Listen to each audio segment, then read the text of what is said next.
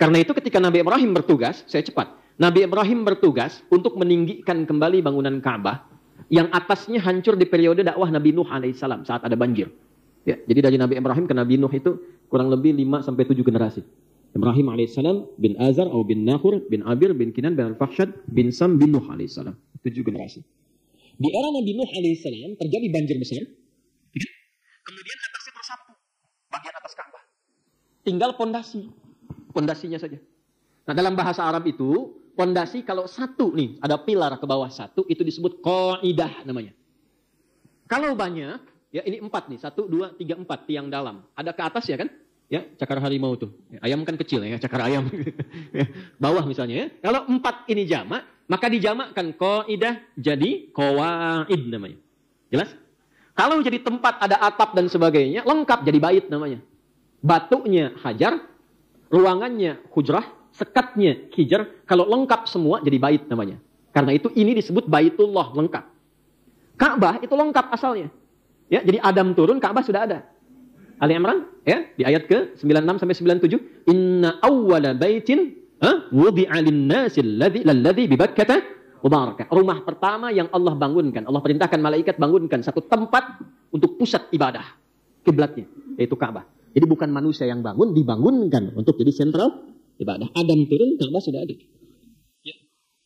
Jadi Ka'bah sudah ada, antum belum ada tuh. Sentralnya sudah ada.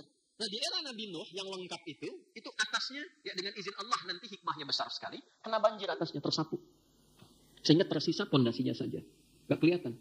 Maka di era Nabi Ibrahim alaihissalam diperintahkan kembali meninggikan pondasi itu sehingga utuh kembali ke atas. Maka Nabi Ibrahim kemudian datang, ketika hendak meletakkan batu pertama, dipijakkan kakinya, pijakan kaki pertama untuk membangun sesuatu yang besar disebut makom namanya. Jadi kalau ibu umrah atau haji, kemudian mau tawaf, itu kan dekat Hajar Aswad ya, sebelah kanan dikit itu ada makom Ibrahim ya Bu. Ya kan? Nah itu makom itu persis posisi awal kaki beliau memijakkan kaki pertama untuk meninggikan bangunan Ka'bah. Jadi itu ada rahasia di situ. Nanti lain waktu kalau ngaji lagi maka saya buka. Ya. Itu di antara kita saja tuh. Nah saat mulai memijakkan kaki, anaknya yang belum balik, namanya Ismail alaihissalam, di sisi yang lain, sebelah kanannya itu saking merasakan cinta dan sayang pada ayahnya, pengen bantu bapaknya. Karena ayahnya itu walaupun sibuk, itu selalu menyempatkan waktu nengok, Bu, Pak. Nanti ada hikmah di Idul Adha itu salah satunya, sifat ayah yang walaupun dengan kesibukannya masih memperhatikan keadaan anaknya. Nabi Ibrahim itu tugasnya di Palestina. Ya, tapi anaknya tumbuh di Mekah. Sesibuk-sibuknya masih bisa nengok. Makanya disebut Ibrahim. Di antara makna-makna yang banyaknya, salah satu artinya Abun Rahim, bapak yang punya perhatian dalam pada anak. Nengok dengan siapa tumbuh, dengan siapa bergaul, dengan siapa nikah. Karena ada rasa dari ayah ke anak, maka tumbuh cinta kasih dari anak ke ayah. Lihat bapak kerja pengen bantu. Jadi begitu Nabi Ibrahim mulai ingin meninggikan, anaknya bawa batu. Di sisi yang lain. Disusun-susun bahasa kita, Pak boleh bantu ya. Disusun-susun jadi satu bagian. Bagian itulah yang kita kenal sekarang dengan nama Hijr Ismail. Sisi yang lainnya. Nah singkatnya ketika keduanya sudah selesai meninggikan itu, maka berdoalah keduanya di samping Ka'bah.